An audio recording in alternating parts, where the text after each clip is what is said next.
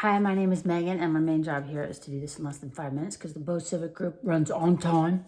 This is Bo Civics 101 in answer to a question that floated around about who runs Bolinas. Main answer, nobody runs Bolinas except for the people who show up and get to work and make noise. Where everybody runs Bolinas is the other answer. I have no authority. Corrections and improvements are welcomed. Of course, there are two main types of organizations. There's representative government, so the agencies, districts, and decision-making bodies, and then separately the NGOs, or non-governmental organizations, otherwise known as nonprofits or 501c3s. We have a ton of excellent ones in town, and I want to thank everyone who's serving, donating, staffing those efforts. I was going to talk more about representative government today.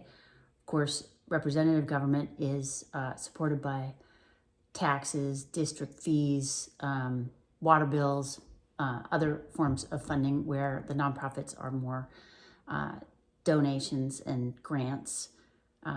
Representative government has a very different set of responsibilities and authorities and process of voting around who runs them and then how decisions are made there.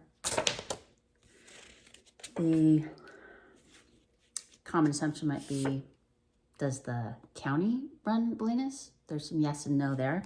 Bolinas is part of the 457 square miles of unincorporated Marin, in contrast to the 11 cities and towns over the hill that have elected representatives to make decisions and run things, and they often have planning departments and police departments and additional responsibilities in that format, which we do not have in Bolinas.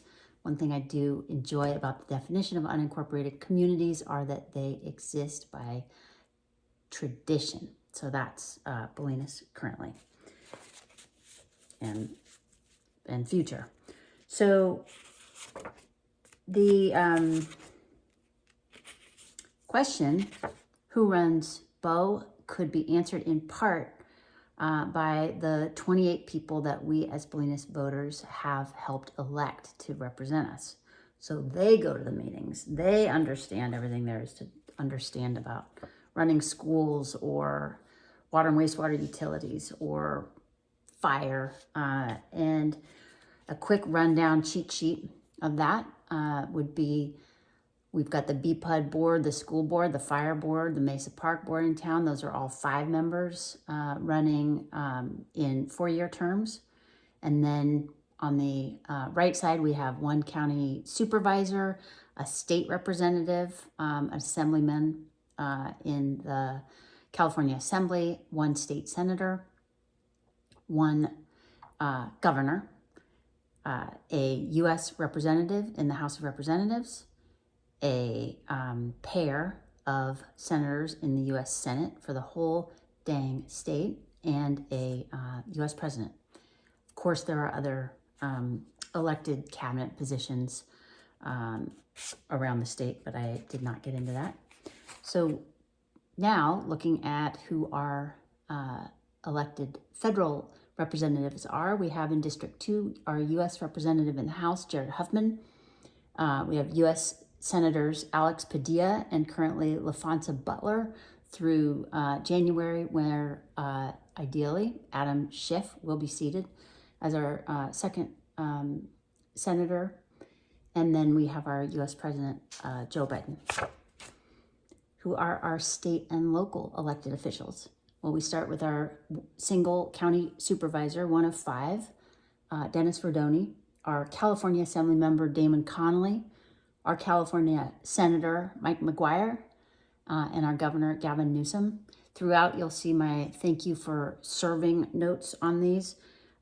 Whether we agree with the actions and leadership of any of our elected representatives, I always like to express my real gratitude for them stepping up and serving in these jobs, which can be a range of thankless.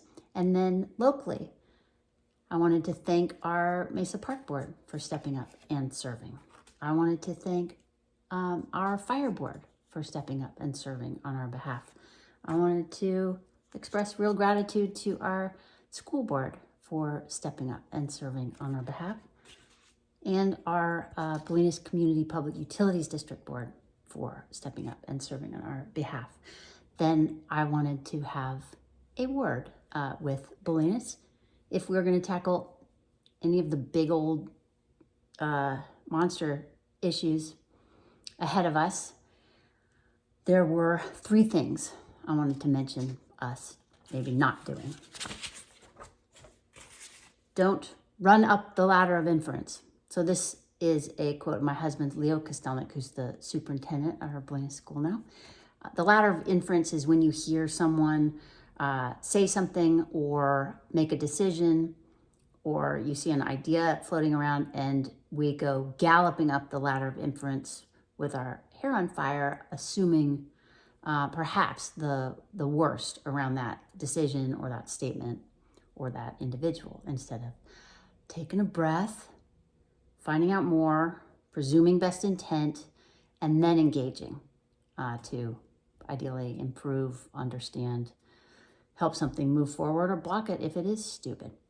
So 2, participate only at the finish line. This is a classic Bolinas move known as the 11th hour sandbag. So that's when often a small group of people has burrowed away working on some problem or idea or change, usually in open public meetings with some information circulating, but none of us, myself included, engage in the boring, early, really uncertain, undefined stages of that idea. But when it gets real, the tendency is to show up and jump all over it. So try not to be the 11th hour sandbagger.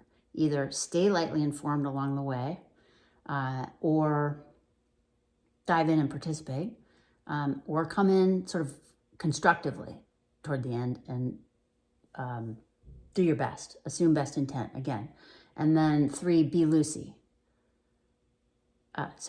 Don't be Lucy, be Charlie. Always kick the football. That's another Leoism. Keep being Charlie, keep going after football. Don't be the Yank and Lucy. And then run for stuff, start things, show up, make good noise. There's a lot of that going on in town. It's awesome. Young and old, all friends. And then lastly, I've learned that creative conflict is really good. So this is where half ideas become whole.